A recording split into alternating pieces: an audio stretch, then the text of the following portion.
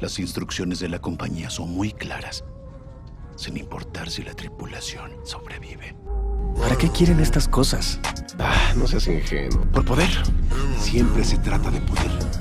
La historia continúa trasladándonos al pasado cuando la nave aún se encontraba a 17 días de distancia de la Tierra. En este punto vemos a Morrow ser despertado de su sueño criogénico por un joven llamado Clamidia, quien lo alerta de que uno de los pasajeros ha informado sobre un incendio a bordo. Aunque lograron extinguir las llamas, dos de las criaturas escaparon durante el incidente, provocando la muerte del capitán Dinsdale y de Bronsky en el proceso. Al llegar a la sala, Morrow observa con inquietud que las personas atacadas tienen parásitos adheridos y rodeando sus cabezas. Allí le explican que cuando intentaron retirar el parásito del rostro del capitán, la criatura expulsó su sangre ácida, lo que terminó matándolo de inmediato. Consternado, Morrow exige saber cuál fue el origen del incendio y por qué las cápsulas de contención de las criaturas estaban abiertas. Sin embargo, ninguno de los presentes puede darle una respuesta concreta. Algunos sugieren actuar de inmediato para intentar liberar a Bronsky del parásito, mientras que otros insisten en respetar los protocolos. Todo aquel que entre en contacto con vida extraterrestre y resulte infectado debe ser puesto en animación criogénica hasta la finalización del viaje. Tras dar las órdenes correspondientes, mientras un grupo permanece inspeccionando el zoológico con las criaturas para determinar si es posible salvar a Bronsky, Morrow se encamina hacia una reunión privada con Saberni. En el trayecto, un ingeniero le propone arrojar a los infectados al espacio, advirtiendo que el fuego dañó seriamente el sistema de navegación y los inversores. Esto significa que lo que antes era una nave espacial, ahora se ha convertido en un proyectil directo hacia la Tierra. Sin solicitar más detalles, Morrow ordena que encuentren de inmediato una solución. Entretanto, Clamidia y Chibuzo llegan al laboratorio de contención, donde comprueban mediante los sistemas informáticos que las cápsulas restantes se mantienen en perfectas condiciones. Ya a solas, Morrow le asegura a Saberni que lo ocurrido solo puede explicarse como un acto de incompetencia o de sabotaje, pues se niega a aceptar que un incendio espontáneo haya estallado en un área restringida y permanentemente controlada. Saberni, con cautela, le pide que no formule acusaciones sin pruebas, sugiriendo que tal vez todo se debió a una falla técnica en el sistema. No obstante, Morrow le recomienda declarar una emergencia general para iniciar una investigación oficial.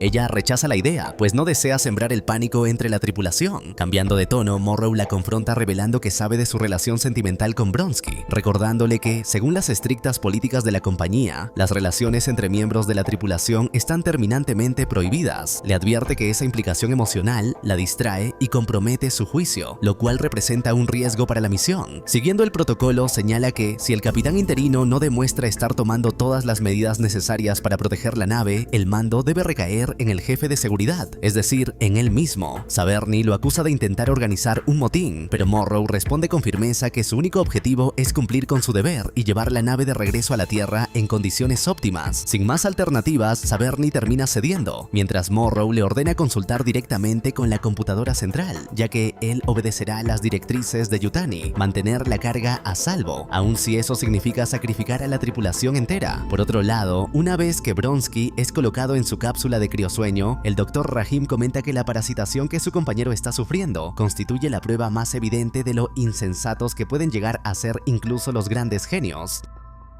Según él, aunque la humanidad ha demostrado la capacidad de construir naves interplanetarias, dividir el átomo o descifrar el genoma, sigue siendo incapaz de comprender algo tan elemental como que transportar parásitos a bordo de una nave resulta una decisión peligrosa y sumamente imprudente. Intrigado, Clamidia le pregunta por qué los superiores están tan interesados en conservar a esas criaturas. Rahim responde con frialdad, explicando que todo se reduce a lo mismo de siempre, la búsqueda de poder absoluto y el deseo de obtener un control cada vez mayor. En ese momento, Rahim nota con incomodidad que su colega Ten observa con una inquietante mirada psicópata a una de las tripulantes que duerme dentro de su cápsula. Con tono severo, Rahim lo advierte, debe detenerse o lo denunciará ante el capitán. Sin embargo, Ten replica con ironía que el capitán ya está muerto. Mientras tanto, en el laboratorio, Morrow se sumerge en la investigación. Recorre cada rincón en busca de pistas, examinando de cerca a las criaturas, hasta llegar al lugar del incidente. Allí descubre el cascarón vacío de un huevo, los circuitos eléctricos calcinados y un profundo agujero en el suelo que da cuenta de la violencia de lo sucedido.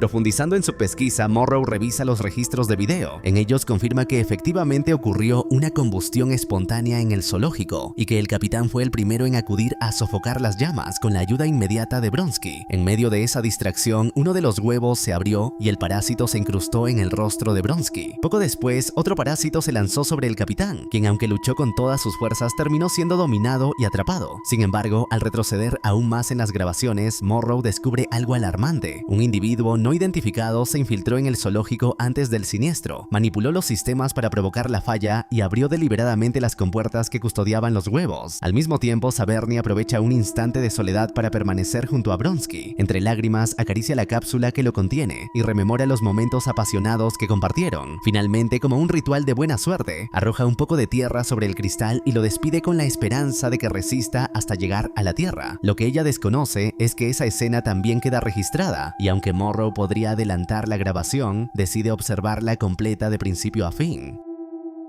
Por su parte, los ingenieros comienzan con las reparaciones del sistema. En ese momento llega Morrow y les revela que el culpable del sabotaje se desplaza por los túneles y pasillos de la nave sin ser detectado, por lo que exige los planos para iniciar la búsqueda. El ingeniero principal le advierte que las reparaciones tardarán varios días, ya que quien arruinó los sistemas conocía a la perfección lo que estaba haciendo. Morrow, con tono inflexible, ordena mantener en secreto la existencia del saboteador y les advierte que, si desobedecen, podrían perder todas sus acciones en la compañía. Más tarde, al reunirse con Clamidia, este le comenta con ironía que el saboteador podría ser cualquiera, incluso él mismo. Morrow, sin titubear, lo apunta en el cuello con un arma y le exige que responda si es culpable. Asustado y temblando, Clamidia jura ser inocente. Solo entonces Morrow baja el arma, se la entrega y escucha de parte del joven que alguien borró todos los archivos de comunicaciones, cuyo proceso de recuperación llevará tiempo. Por su parte, Saberni se dirige a la sala conocida como Madre, el núcleo donde se establece la comunicación directa con la computadora central de la nave. Allí le informa acerca de la muerte del capitán y de su nombramiento interino como nueva capitana. Acto seguido, solicita autorización para destruir la carga, argumentando que representa un riesgo demasiado grande para la seguridad de la tripulación. Sin embargo, Madre deja en claro que la prioridad absoluta es preservar la carga a toda costa. Además, la advierte con frialdad. Si desobedece esas órdenes, el área de seguridad asumirá inmediatamente el control de la nave. Sin más alternativas, Saberni se ve obligada a aceptar el protocolo impuesto por la compañía. Mientras tanto, Rahim asegura el cuerpo del capitán en una bolsa de contención y lo expulsa hacia el vacío del espacio. En paralelo, Morrow no puede evitar recordar a su hija, evocando las cartas que ella solía escribirle, en las que le contaba que Yutani había decidido cubrir todos sus gastos universitarios. Ese recuerdo lo transporta a un día especial en la playa, cuando pasó una tarde entera junto a ella. Allí le confesó que su trabajo lo obligaría a viajar constantemente al espacio, pero le pidió que si algún día lo extrañaba, bastaría con que mirara las estrellas, porque él siempre estaría pensando en ella, sin importar la distancia que los separara. Horas más tarde, el descanso de Morrow se ve interrumpido cuando una fuerte explosión sacude la nave. De inmediato se reúne con el ingeniero y con Saberni para recibir un informe de lo ocurrido. Aunque Saberni intenta despedir a Ten para tratar el asunto en privado, este se resiste con firmeza, alegando que no lo trate como a un ingenuo, ya que sabe perfectamente que alguien abrió un boquete en la nave y saboteó los controles de los motores. Ante la tensión del momento, Saberni ordena que continúe el informe. El ingeniero explica entonces que apenas queda un 8% de combustible, lo que significa que en menos de 24 horas la nave dejará de comportarse como un misil para convertirse en una simple flecha sin rumbo. Saberni sugiere despertar al resto de la tripulación para obtener refuerzos, pero antes de que pueda tomar una decisión, una alarma resuena en la nave. Se ha producido una violación en una de las cápsulas de criogenización. Al llegar al área correspondiente, Rahim los recibe con noticias inquietantes. Les muestra que aquello que parasitaba a Bronski sobrevivió al proceso de congelación, del mismo modo que las criaturas son capaces de resistir el frío absoluto del espacio. Una vez recuperado, el organismo escapó de la cápsula. Morrow comprende de inmediato la gravedad de la situación. El espécimen implantó un embrión y este ya se encuentra suelto dentro de la nave. Consciente de la amenaza, insiste en que no hay tiempo para investigaciones prolongadas y rechaza la propuesta de despertar a la tripulación, pues aquello solo provocaría un pánico masivo. Saberni, intentando evaluar opciones, pregunta hasta qué tamaño pueden crecer los xenomorfos y si sería viable diseñar una red de contención. Como respuesta, vemos al equipo armarse de inmediato. Sin embargo, Saberni recuerda a Morrow que deben evitar a toda costa que la la sangre del xenomorfo se derrame, ya que podría perforar el casco de la nave y condenarlos a todos a morir asfixiados en cuestión de minutos. Morrow la tranquiliza señalando que el armamento disponible es de tipo eléctrico, diseñado específicamente para someter a las criaturas y capturarlas sin provocarles daños letales. En paralelo, Chibuzzo continúa sus experimentos en el laboratorio, completamente ajena al caos que se desarrolla en otras secciones de la nave. Como parte de su estudio, coloca el cadáver de una rata frente a 2 insectos alienígenas, observando con atención su reacción. Sin embargo, pronto se percata de que el pulpo ojo la está observando a ella, lo que sugiere que incluso sus objetos de prueba poseen una inquietante conciencia. Momentos después, tras dejar registrado en su informe que los insectos no se habían alimentado, en 2 semanas, Chibuzzo observa con asombro que, esta vez, las criaturas aceptan el cuerpo de la rata como alimento. Sin embargo, absorta en el experimento, no percibe que uno de los insectos se desliza hasta la puerta de su cápsula y con sorprendente destreza logra abrirla. En ese instante, el pulpo ojo, al notar que el insecto se prepara para atacarla, comienza a golpear insistentemente el cristal de su contenedor en un intento de advertirle. Como reacción, Chibuzzo decide devolver la cápsula de esa especie a un lugar más seguro para evitar mayores distracciones. No obstante, tanto ella como Rahim pasan por alto un detalle crucial. Mientras la atención estaba en la rata, el insecto aprovechó la confusión para depositar sus huevos dentro de la botella de agua de Chibuzzo. Intentó camuflarse además en el emparedado sobre la mesa, pero fue descubierto por Rahim, quien consiguió devolverlo exitosamente a su cápsula. Después de reprenderla severamente por no cerrar correctamente el contenedor de los insectos, ambos se marchan juntos para reunirse con Saberni, ignorando por completo lo que llevan en la botella de agua y sin notar tampoco que la cápsula del pulpo ojo había quedado mal asegurada. De este modo, y una vez más debido a un descuido de Chibuzzo, el extraño organismo ejerce toda su fuerza desde el interior de la cápsula, empujando con tal violencia que rompe el cristal y consigue escapar hacia la libertad. Cuando finalmente se reúnen todos, Saberni les comunica la gravedad de la situación. El xenomorfo ha escapado y las reservas de combustible están al límite, lo que significa que vuelan con apenas provisiones mínimas. Además, les revela oficialmente la presencia de un saboteador a bordo y declara el estado de emergencia, lo que implica la suspensión inmediata de todas las labores rutinarias en la nave. En medio de la tensa reunión, el ingeniero Malachite, ajeno al dramatismo, aprovecha el momento para comer. Sin embargo, al atragantarse con la comida, decide relajarse bebiendo directamente de la botella de agua de Chibuzzo, sin saber lo que esta contenía. Cansado de las evasivas, Morrow toma la palabra con firmeza y deja en claro que uno de los presentes está intentando destruir la nave. Por ello, ordena que le entreguen de inmediato la lista completa de turnos y los registros de actividad de cada miembro de la tripulación. No obstante, decreta que, hasta resolver la situación, únicamente él y la capitana podrán portar armas, mientras el resto deberá entregarlas. Para incentivarlos, les promete que, si alguien le proporciona la información necesaria para desenmascarar al saboteador, intercederá directamente ante Yutani para asegurarles un bono sustancioso. Acto seguido, Saberni interroga directamente a Chibuzzo, preguntándole si ella fue responsable del sabotaje. La joven lo niega con vehemencia y entonces la capitana decide llevarla consigo en la investigación. Las interrogaciones al resto de la tripulación comienzan con Rahim. Este declara que, según sus registros, se encontraba en la enfermería, pero Morrow lo confronta, señalando que existe un punto ciego en las cámaras de esa área y preguntándole si, al revisar las grabaciones de la farmacia, lo descubriría cometiendo algún delito. Rahim responde indignado, asegurando que solo se trata de calumnias. Afirma que lo único que ha hecho es obedecer órdenes y soportar la pesadilla en que se ha convertido la vida a bordo de la nave. Bajo la mirada acusadora de Morrow, Rahim alega con desesperación que su único deseo es regresar a casa. Mientras tanto, en medio de las reparaciones, Malachite conversa con el ingeniero mayor y le pregunta si planea comprarle algo a su esposa con las acciones de Yutani. Este le responde con crudeza. Cuando partió de la Tierra, su esposa tenía 31 años. Ahora, debido a la dilatación temporal, debe parecer idéntica a una anciana. Explica además que la compañía no les paga por el trabajo que realizan, sino por entregar 65 años de sus vidas en servicio. De pronto, Malachite comienza a sentirse mal y tras un violento vómito de sangre colapsa de inmediato ante la mirada atónita de sus compañeros. Por otro lado, Saberni y Chibuzzo regresan al laboratorio, donde descubren con horror que el pulpo ojo ha escapado. Las alarmas se activan de inmediato, pero antes de que puedan localizar al espécimen, Rahim los llama urgentemente para que acudan al área médica. Sin otra opción, la capitana ordena abandonar el laboratorio y cerrar toda la sección por motivos de seguridad. Al mismo tiempo, Morrow inicia el interrogatorio a Ten. Este le asegura que, de acuerdo con los registros, se encontraba en el puente en el momento de la explosión. Sin embargo, Morrow replica que tales registros podrían haber sido falsificados. Teng, con calma, responde que algunas personas incluso sostienen que vivimos en una simulación, pero que eso no significa que sea real, y que es plenamente consciente de que no están ahí para discutir ese tipo de teorías. Entonces, Morrow le revela que, tras revisar las cámaras de seguridad, descubrió que Teng ha estado visitando con frecuencia la cápsula de la mujer en criosueño, y que ha estado aprovechándose de su cuerpo mientras ella duerme. Dicho esto, Morrow lo acusa formalmente de ser el saboteador, y le exige que confiese cómo logró manipular el teclado y desplazarse por los ductos sin ser detectado. No obstante, Teng le advierte que está pasando por alto un detalle muy importante. Le explica que el hecho de que la computadora registre una cápsula criogénica como ocupada no significa necesariamente que ésta se encuentre en funcionamiento de manera constante. Morrow, intrigado, acepta la posibilidad de que haya alguien más despierto en la nave, aunque Teng insiste en que no lo sabe con certeza. Con esta nueva sospecha, Morrow vuelve a examinar los archivos de las cámaras justo cuando culmina la restauración de los registros de comunicación.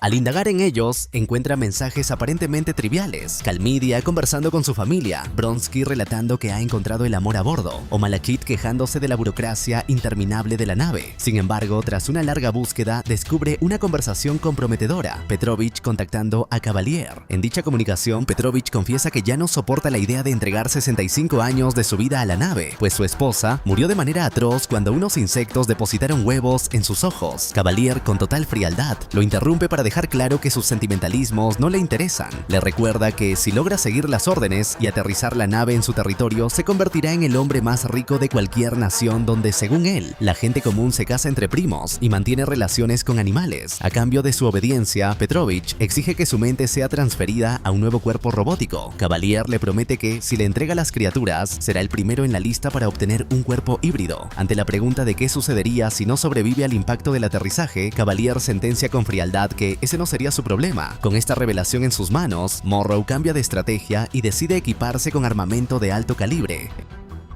Se dirige de inmediato al sector de cápsulas, donde confirma su teoría al comprobar que Petrovich no está en criosueño. Hecho esto, Morrow se reúne con el resto de la tripulación e informa a Saberni sobre la traición de Petrovich. Sin embargo, la atención del grupo se centra en la salud deteriorada de Malachite. Al inspeccionar su cuerpo, Rahim detecta severas hemorragias internas y solicita autorización para intervenir quirúrgicamente. Morrow advierte que el muchacho podría estar contaminado y rechaza la propuesta, pero Saberni teme que Malachite muera antes de que puedan criogenizarlo en su cápsula, de modo que finalmente aprueba la operación. Mientras el doctor procede con la intervención, en otra sección de la nave, el xenomorfo adulto acecha a Teng en la sala de interrogatorios. Aprovechando que el área permanece cerrada, la criatura logra atraparlo sin que nadie pueda auxiliarlo. Cuando Rahim abre el abdomen de Malachite, hace un descubrimiento aterrador. En su interior se alojan 6 cuerpos extraños, semejantes a parásitos, que explican la causa de su deterioro. Nuevamente, Morrow insiste en que se aísle por completo la habitación, pero el ingeniero, con evidente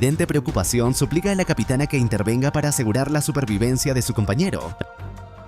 Agobiado por la espera y sin recibir una orden clara, Rahim decide continuar con la cirugía por su cuenta. Sin embargo, al extraer el primer parásito, la criatura reacciona violentamente y se defiende liberando un gas tóxico que, de inmediato, provoca una hemorragia interna tanto en Rahim como en Chibuzo y en el propio Malachite. El ingeniero, desesperado, intenta ingresar a la sala para prestar ayuda, pero Morrow lo detiene con firmeza, mientras la capitana, consciente de la gravedad de la situación, inicia de inmediato los protocolos de aislamiento para contener la amenaza. Una vez confirmado que Rahim, Chibuzo y Malachite han muerto, aparece Clamidia para informar que el xenomorfo ha atacado a Teng. Ante la gravedad de la situación, Morrow ordena encerrarse en el puente hasta alcanzar la órbita terrestre, momento en el que podrán solicitar un equipo de limpieza y pedir refuerzos. Sin embargo, Saberni se muestra incapaz de reaccionar, paralizada por el miedo, lo que lleva a Morrow a asumir formalmente el mando de la nave. Armados y en marcha, Morrow y Clamidia recorren los pasillos hasta ser interceptados por Petrovich. En el intercambio de disparos, Clamidia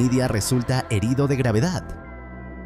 Sin alternativas, Morrow lo arrastra hasta el zoológico de contención, donde intenta tranquilizar al joven, pero Petrovich regresa con renovada violencia y termina asesinando a Clamidia de un disparo certero. En ese momento, Morrow aprovecha la confusión para activar los vapores de descontaminación, nublando la visión del saboteador. Oculto entre la bruma, lo sorprende por la espalda y lo atraviesa con su arma. Agonizante mientras se desangra, Petrovich le advierte que ya nada podrá impedir el desastre, pues Cavalier obtendrá a los monstruos de todas formas, mientras Morrow Morrow avanza. A sus espaldas, el pulpo ocular se introduce en el cadáver de Petrovich y los insectos aprovechan para parasitar el cuerpo inerte de Clamidia. En paralelo, Saberni permanece inmóvil frente a la enfermería, atrapada por el miedo, hasta que el xenomorfo aparece para confrontarla. Intenta desenfundar su arma, pero la criatura la derriba con un golpe de su cola e inicia una feroz persecución a través de los corredores de la nave. En un instante de suerte, una compuerta se cierra y le brinda un respiro suficiente para ocultarse, aunque el instinto depredador del xenomorfo pronto la guía de nuevo hacia ella.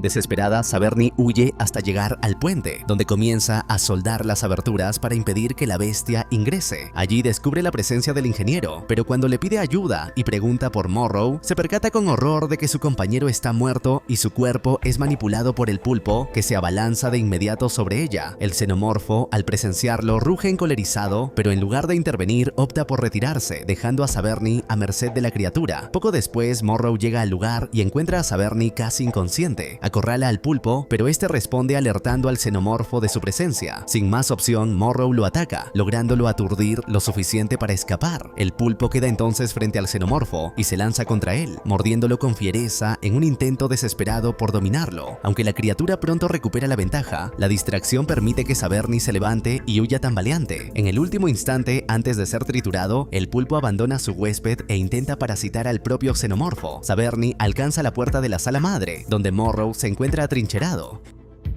Le suplica que le abra, pero él, en un acto frío y calculado, decide soldar la puerta desde dentro, entregándola al xenomorfo. La bestia no tarda en alcanzarla y arranca brutalmente sus extremidades. Por su parte, Morrow deja constancia en la computadora central de que toda la tripulación ha perecido y de que el impacto contra la Tierra es inminente. Gracias a ello, el sistema le concede acceso a la cámara de impacto, permitiéndole resguardarse en el último instante, justo antes de que el xenomorfo logre alcanzarlo. En el presente, vemos finalmente a Morrow reunirse con Yutani. Aunque la tripulación pereció antes del choque, la carga biológica ha sobrevivido. Yutani le recuerda el aprecio que su abuela sentía por él. Morrow, con solemnidad, responde agradecido. Confiesa que, en su niñez, ella lo rescató de las calles, siendo apenas un niño con un brazo paralizado, y le ofreció una nueva vida. Por ello, le promete que cumplirá con su deber. Entregará los especímenes a su legítima dueña y, acto seguido, pondrá fin a la vida de Cavalier. Yutani señala que no será necesario proceder de esa manera, pues Cavalier ha aceptado someterse a un arbitraje, incluso contando con la participación de abogados. Sin embargo, Morrow advierte con firmeza que esos supuestos abogados podrían en realidad ser soldados encubiertos al servicio de la empresa rival. Impresionada por la seguridad y determinación que él transmite, Yutani decide entonces confiar plenamente en su criterio y ordena a su gente que pongan a disposición de Morrow todo el equipo y los recursos que solicite para llevar a cabo su misión.